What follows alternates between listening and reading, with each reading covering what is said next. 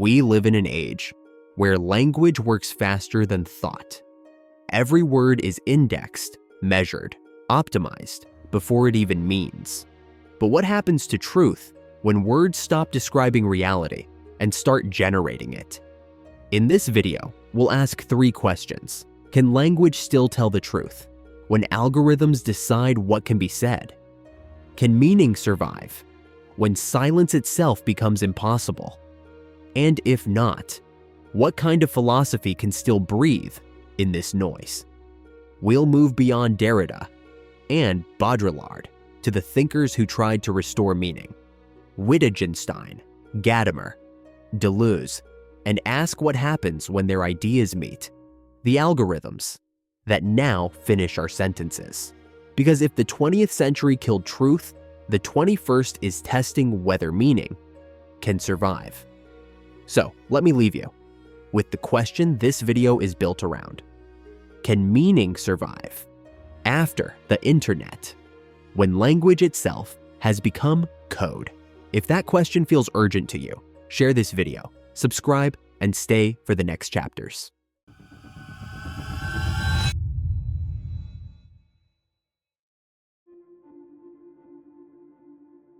Every philosophy of meaning begins not with speech, but with silence.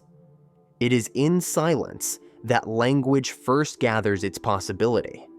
At the end of the Tractatus, Wittgenstein wrote, "Whereof one cannot speak, thereof one must be silent." This wasn't a retreat into mysticism, as many readers once thought. It was a recognition that the limits of language are also the threshold of sense, that meaning is born not in expression, but in its suspension. What we cannot say marks what we mean. In his later thought, Wittgenstein discovered that language lives only within forms of life, in gestures, pauses, habits, shared contexts. Meaning breathes not in the word itself, but in the intervals between words. To understand is to inhabit those intervals, to feel where language hesitates. Hans-Georg Gadamer called this horizon of understanding the silent background that allows dialogue at all. Understanding is not a method, but a happening, he writes in Truth and Method. It unfolds through listening, through the slow temporality of interpretation. In silence, we do not withdraw from communication, we prepare it. It is the place where the other may still arrive. But the digital environment abolishes delay. The internet treats every pause as latency, every silence as a technical flaw. Its time is the time of instant availability, a total present, without distance. Between stimulus and response, there is no longer a space for thought. In Derrida's terms, difference, the delay that makes meaning possible, collapses into immediacy. The structural deferral of presence is replaced by constant refresh, and without the possibility of delay, language ceases to signify, it only performs. Meaning does not unfold, it updates. Byung-Chul Han calls this the hell of the same. When immediacy devours reflection, transparency erases depth. The very absence that once allowed interpretation now disappears into the noise of presence. This is not the victory of communication, but its exhaustion, the point where everything speaks and nothing is heard. Yet silence was never the opposite of speech. As Heidegger reminds us, language speaks by keeping silent. Die Sprache spricht. Silence is not emptiness. It is the reservoir of being, the clearing, Lichtung, where sense can appear. In the digital regime, that clearing is over-illuminated. What cannot be rendered, streamed, or posted is treated as irrelevant. But thought itself belongs to another rhythm, a slowness, a dwelling. What Heidegger called Gelassenheit, the capacity to let be. Without this letting be, language loses its weight and becomes pure operation. To think today, therefore, is to guard the pause, to defend the right of words, not to appear immediately, Every act of waiting becomes a small rebellion against the logic of optimization. To preserve silence is not nostalgia, it is resistance, because silence is the last medium through which meaning can still arrive. If silence was once the space where meaning began, what happens when there is no silence left? Tell me in the comments. Do you still feel meaning when everything around you speaks at once? Every age believes it understands what language is until language begins to act differently. In the classical model, words were mirrors. They pointed, referred, represented. To speak was to designate, to map a world that pre-existed the sign. But as soon as Nietzsche declared that, truths are illusions, which we have forgotten are illusions, this mirror cracked. Meaning was no longer a reflection of reality. It became its invention. Nietzsche revealed that every concept is a metaphor turned solid, a poetic condensation that hardened into law. Language, in this view, is not the servant of truth, but the factory of reality. Baudrillard would later radicalize this. The simulacrum is never that which conceals the truth. It is the truth which conceals that there is none. Representation dies. When the sign no longer needs a world to justify itself, the copy becomes autonomous, self-referential, reproductive, online. This autonomy is no longer metaphorical. It has become infrastructure. Digital language does not describe, it executes. A like, a share, a keyword. These are not signs of reference, but commands. When a word becomes a command, discourse itself turns into infrastructure.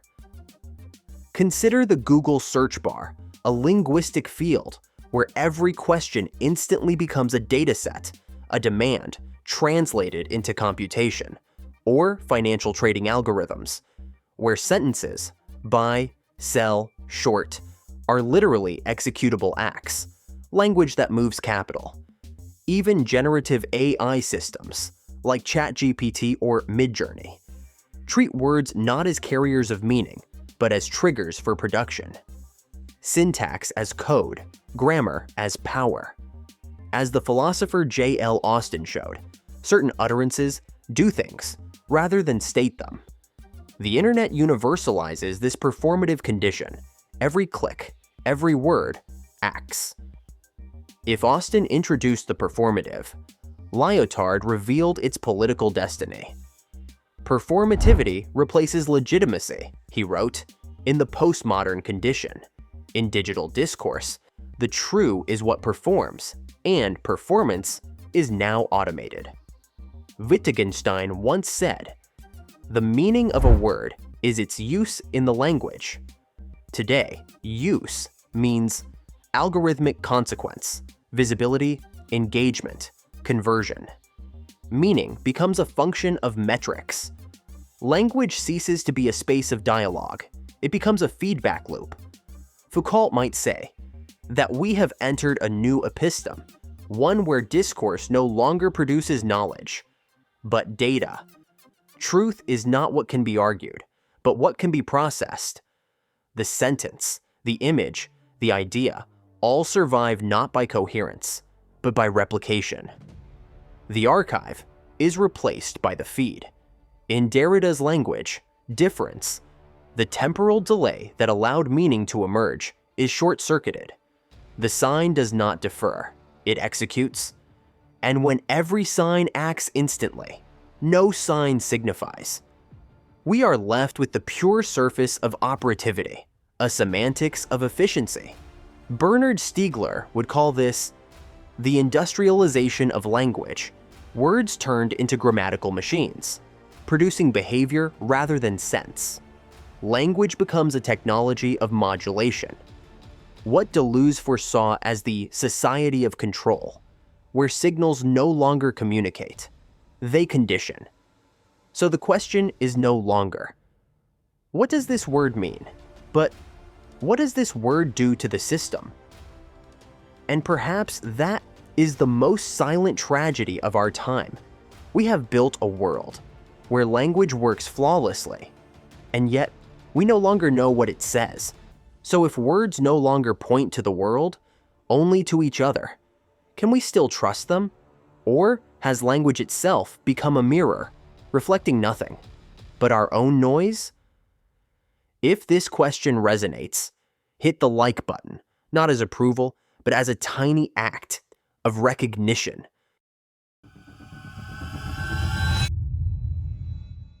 Every age constructs its own machinery of truth. For Plato, truth resided in the idea. For Descartes, in the certainty of the subject. For modernity, in the experiment, the institution, the archive. But Michel Foucault showed that truth is never transcendental. Each society has its regime of truth, he wrote, the types of discourse it accepts, and makes function as true. Truth is not discovered, it is authorized. It is a function of power, not a mirror of reality. In the 20th century, that authorization was institutional. Universities, laboratories, the press, they produced not knowledge itself, but the conditions of belief. To say something was true meant that it was recognized within a legitimate discourse. Epistemology was always political. Today, this regime has migrated from the academy to the algorithm, from peer review to the recommendation feed. The order of discourse Foucault described has become the order of exposure. Visibility is the new legitimacy. What circulates exists. What disappears from the feed does not. The algorithm is not a censor. It does not forbid. It ranks. The logic of this new regime is nowhere clearer than on YouTube, the largest laboratory of visibility ever built. Here, truth is not declared. It is ranked. The recommendation system does not argue or forbid. It simply decides. What survives the next refresh? In classical epistemology, validity came from coherence or correspondence. On YouTube, it comes from retention, from how long the gaze stays. The platform's algorithm performs what Lyotard foresaw. Performativity replaces legitimacy. The video that triggers emotion, outrage, or endless replay becomes more true by virtue of its circulation. Visibility itself turns into a moral category. What is seen is presumed to matter. What is not seen ceases to exist. Each of us becomes both priest and believer in a new liturgy of metrics, likes, impressions, watch time, the rituals, through which meaning now confesses itself. The algorithm is not our censor, it is our confessional booth. We do not speak to express, we speak to be indexed. And the gaze that judges us is not another human. It is the architecture of exposure itself. It governs, not by exclusion, but by gradient. Power now operates through visibility modulation, through the subtle calculus of what is seen, when, and by whom. As Deleuze predicted, control has replaced discipline. The panopticon no longer watches, it recommends. Jean-François Lyotard foresaw this. In the postmodern condition, performativity replaces legitimacy. When metrics replace methods, the true becomes what performs. Truth becomes operational, a statistical resonance. The more a statement circulates, the more it appears to deserve belief. Relevance takes the throne of reason. Baudrillard would call this the hyperrealization of truth. Representation implodes into simulation. There is no outside of the image, only its velocity. He writes, "The real is not what can be reproduced, but what is always already reproduced." Visibility, thus, no longer reveals the world, it replaces it. The map becomes the territory, and the feed becomes the world's ontology. Byung-Chul Han continues this line with chilling precision. In the society of transparency, what cannot be shown is treated as if it does not exist. Opacity, once the space of thought, becomes heresy. The thinker who hesitates, the nuance that does not trend, both vanish from the horizon of the knowable. Silence, again, becomes the scandal. Foucault's panopticon was an architecture of visibility, but at least it implied a center, a gaze, a watcher. The digital panopticon has no center, only endless reflections in which we surveil ourselves. Power has dissolved into participation. We become complicit in our own legibility. Hannah Arendt warned that the danger of modernity was not the loss of truth, but the flood of truths. When everything is equally visible, the distinction between truth and falsehood collapses into indifference. Where all facts are of equal importance, she wrote, the sense by which we take our bearings in the real world is destroyed. Thus, the algorithmic regime is not post-truth, it is ultra-truth, a condition where truth proliferates beyond meaning. Each image, each claim, each metric demands to be believed until belief itself becomes mechanical. And yet, even here, a fragment of resistance remains in what refuses to appear. In Derrida's sense, truth might survive, only as trace, not as visible assertion, but as the remainder that escapes rendering. Perhaps the next philosophy of truth will begin not from what circulates, but from what still resists circulation. From the opacity, that power cannot process. We used to look for truth in what words described. Now we look for it in what gets seen. So if visibility replaced truth, what will replace understanding? Let me know in the comments. Do you still believe we say the truth, or do we just perform it? Ludwig Wittgenstein taught that the meaning of a word is its use in the language. A word has no fixed essence. It lives only within a form of life, a field of shared practices, gestures, and expectations.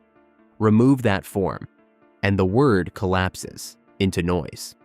The internet perfects that collapse. It tears utterances from their situations, releases them into infinite circulation. A tweet, a meme, a fragment, each travels without origin or destination. The use vanishes, and with it, the world that once made the word possible. Wittgenstein's language game becomes a game without rules. Hans-Georg Gadamer warned that understanding is not decoding, but a fusion of horizons. To understand, he wrote, is to allow one's own horizon to be transformed by that of the text. Meaning requires distance and encounter the slow rhythm in which one world meets another. But digital discourse abolishes distance. Everything is simultaneous, present, flattened. Horizons no longer meet, they scroll. The hermeneutic circle, the slow motion from part to whole and back, is replaced by an algorithmic spiral that has no whole at all. Each fragment points not to a context, but to another fragment. The circle becomes an infinite loop. In Derrida's language, every sign once carried a trace, a shadow of other usages, a temporal depth of differences. But online, the trace is overwritten by metrics. What remains of a sentence is not its history, but its performance score. Meaning becomes not what endures, but what trends. Byung-Chul Han calls this the poverty of time, the evaporation of delay that makes interpretation possible. When everything happens now, the future of understanding, its capacity to unfold, disappears. The instant devours the interval. Paul Ricoeur described interpretation as a detour through the symbol. It is precisely this detour that the digital eliminates. The feed abolishes mediation. It delivers content without hermeneutic labor. We no longer interpret, we consume. We no longer read, we react. Yet even here, resistance is possible in the act of slow reading, in the decision to restore time to meaning. To interpret today is to insert delay into language, to reintroduce the horizon the system deletes.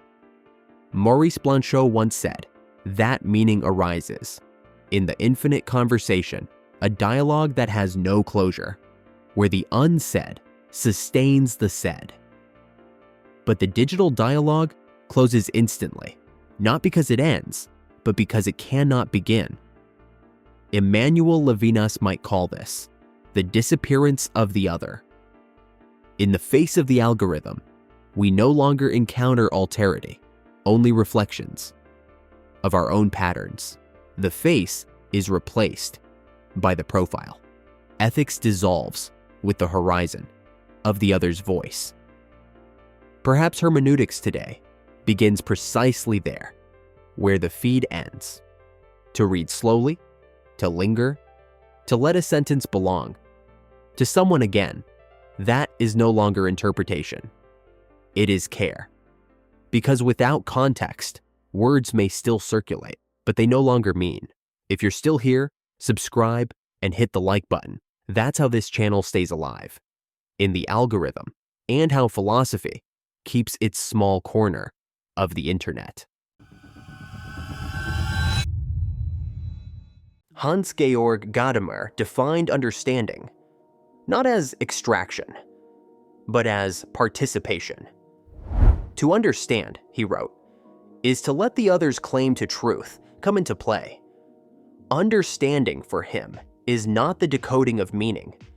It is the event of dialogue, the moment when my horizon shifts, because another world has spoken. In understanding, both sides are transformed. It is not a transaction, but a risk. But algorithms do not risk anything. They do not listen. They calculate. Their horizon is not temporal or historical, but statistical. They do not meet the other. They approximate the same. Gadamer's Verstehen becomes here a Verarbeitung, processing. Where dialogue once stood, there is now modeling. Heidegger foresaw this danger when he spoke of das rechnende Denken, calculative thinking. Calculative thought never stops, never collects itself, and never dwells. It measures everything, but understands nothing. It produces endless activity, but no reflection. Thinking, in this mode, becomes a function, a series of operations, without dwelling in meaning.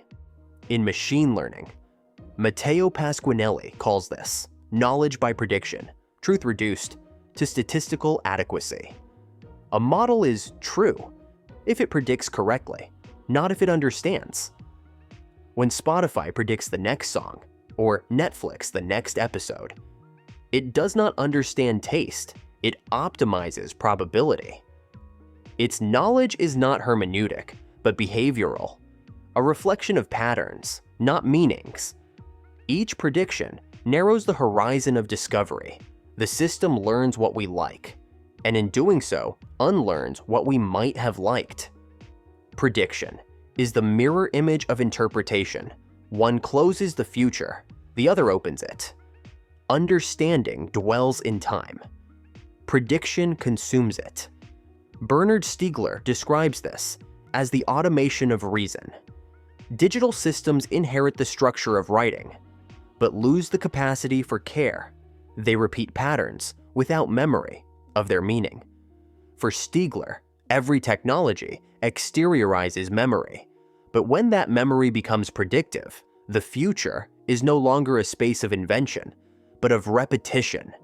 We no longer remember in order to act, we act to reproduce.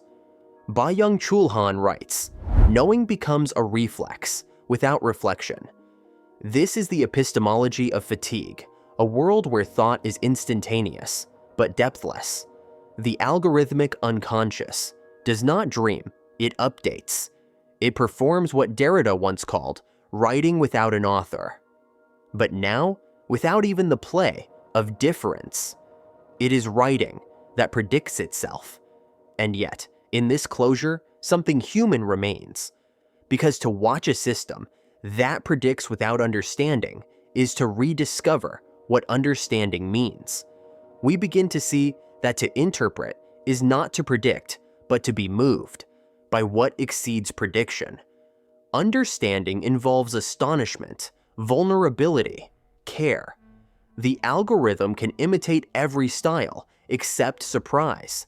It can model meaning, but not care that meaning exists. Hannah Arendt would call this the loss of thought as judgment, the capacity to pause, to weigh, to take responsibility for sense. In prediction, there is no judgment, only outcome. Truth becomes procedural. Ethics disappears into precision. But the moment we stop predicting and begin interpreting, we re-enter the fragile realm of the human. Because to understand is to risk change. Perhaps philosophy today begins exactly there, where prediction ends and understanding still dares to pause. If machines can process meaning faster than we can read, does interpretation still belong to us?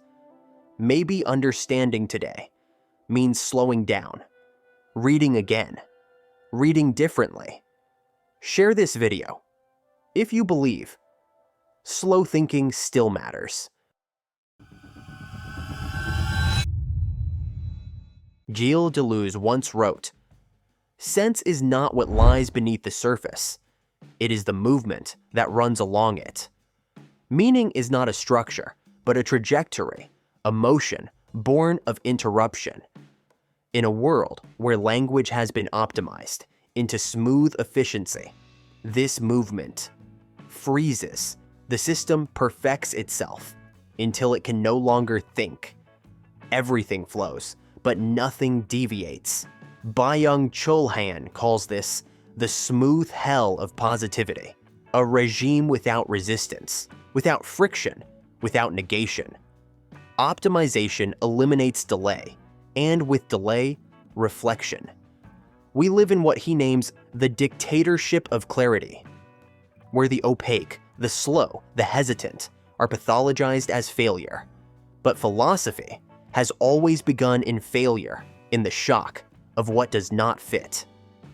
Deleuze reminds us that there is no error in itself.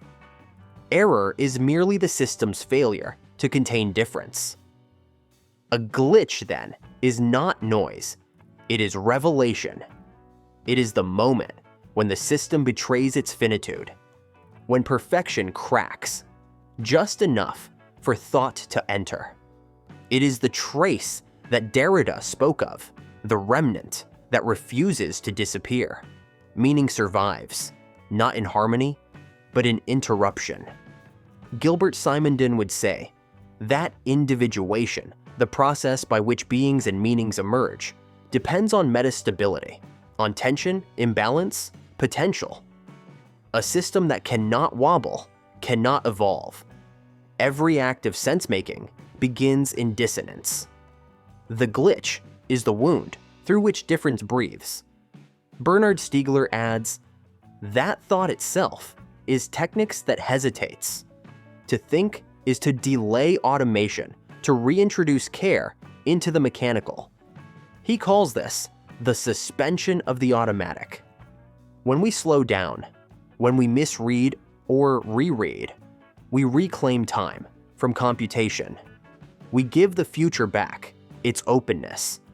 Henry Bergson saw duration as the pulse of consciousness, a continuity that resists quantification.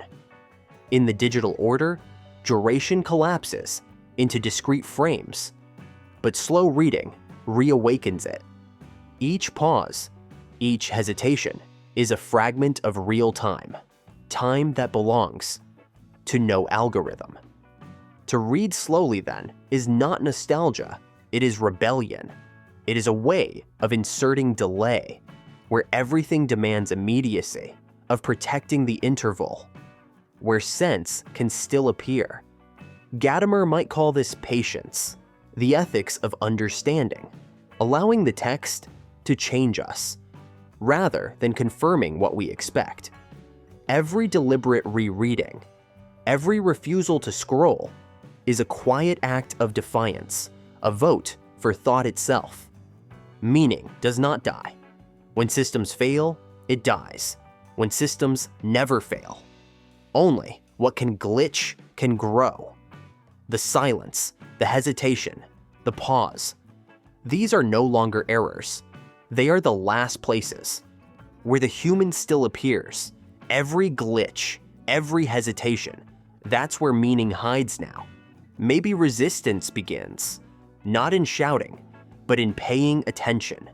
If this essay made you pause, like the video, and subscribe right now so the next pause finds you again.